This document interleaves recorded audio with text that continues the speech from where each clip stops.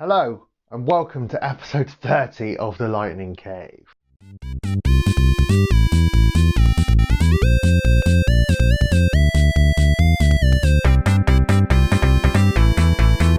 you believe there's been 30 episodes of this madhouse show? We've been through all sorts. I've been mostly going through lockdown.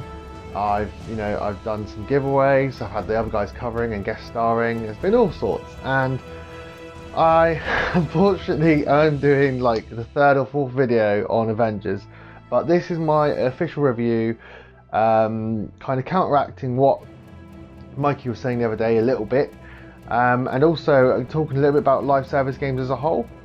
And yeah, I just want to say thanks for watching. Hopefully you're still with me after 30 episodes. We're hoping to keep going and growing and strong as always. And yeah, just appreciate you coming on and looking and kind of getting my opinions.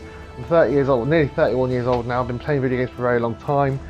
I've been reviewing them for the site for like three or more years now. So I like to think I know what I'm talking about. I probably don't, but anyway, without much further ado, here's my official review of Avengers game as it is in its current state. So you may have seen last week, or read even, that myself and Mike both put out pieces about Avengers, the game, and we both have quite opposing opinions on it. We've both gone up and down on what we think about the game, and I still am not 100% sure on what I think and what it's going to be even for me. But I've got a final score in mind, and Mike's just put out a video on Wednesday giving it a 7 and listing his reasons why, which I don't completely disagree with. There are some points I really agree with. You know, the characters are really good, the campaign that's there is really enjoyable, the combat is really fun, blah blah blah. And Mike doesn't enjoy the parts that are live service, and for a long time the parts that were live service were what were really bugging me. Towards the end of the campaign you unlock Thor and Captain America, but Thor was the one I always wanted to unlock. He's always with me. It's why I called it Lightning Cave. I have a tattoo of him on my arm. I'm a bit Thor obsessed. So I was always really looking forward to unlocking Thor. And then, so what that meant was I essentially had a new hero that I hadn't played with, hardly at all, for going and enjoying this post-campaign. And the post-campaign I do and don't enjoy, so I'll go into that further. But I think because I didn't get my hero, so Mike's hero has been primarily Iron Man. And Iron Man you've unlocked quite early on. You play a few missions on it, as in when we've been playing online, he plays as Iron Man. I hardly play as Thor. I've played with Thor online once. Apart from that, I've just been enjoying flying around as Thor. And this is my reason for giving it a higher score slightly than Mike. Spoiler alert. Really, what it boils down to is this is the best Thor game I've ever played. This is going to be the best Captain America game you've ever played. It's going to be the best Iron Man game you've ever played. It's better than the Lego games. It's arguably better than Ultimate Alliance. It's got more to it than Ultimate Alliance, and it's much better than those crappy Sega games we had. About 10 or so years ago. Although the Captain America one was okay, the other ones were very subpar. The characters feel like the comic book counterparts and combined with the MCU, which is what I think they were going for.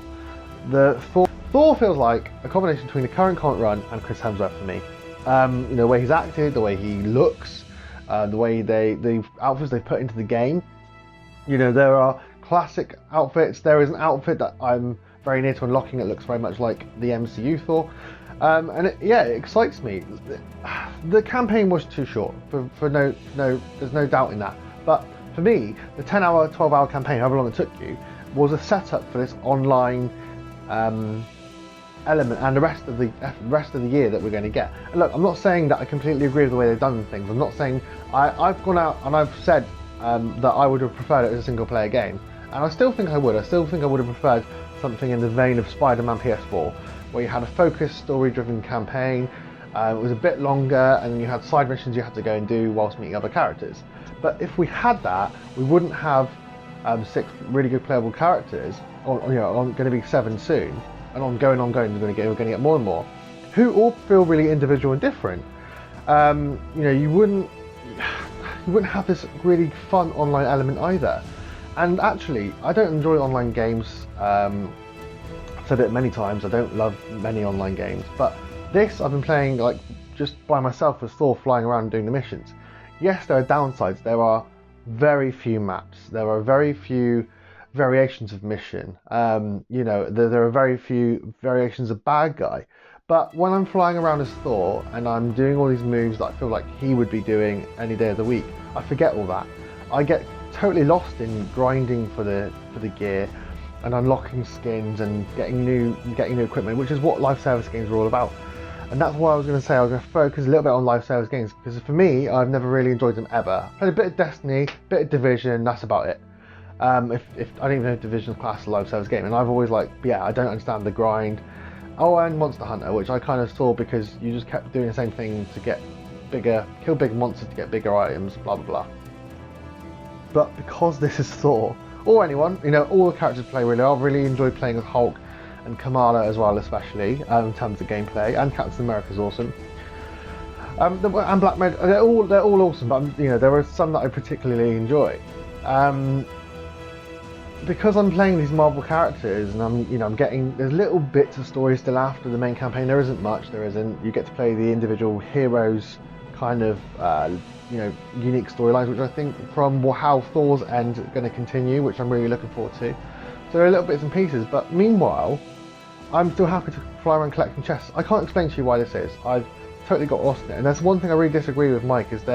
He's saying, oh, they're putting in these battle pass and stuff to make you spend money. I don't think that's the case.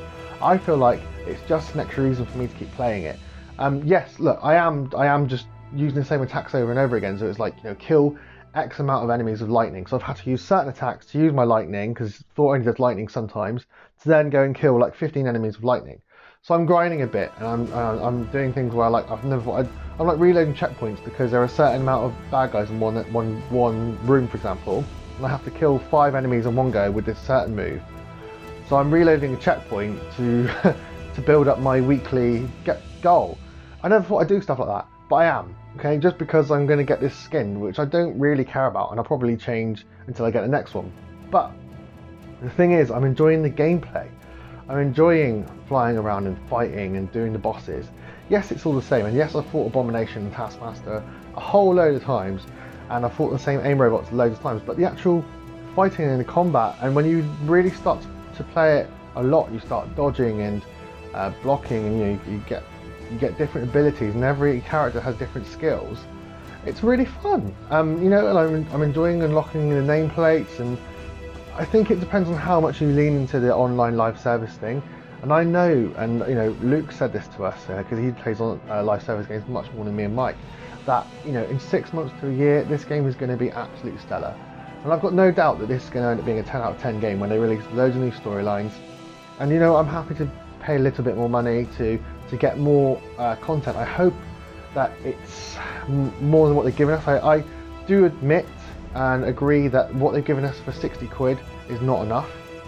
There's a 10-hour campaign and 3-4 maps and hardly any enemies, but what it's going to become and the free side of the future, I think is going to be worth it, and I certainly hope so.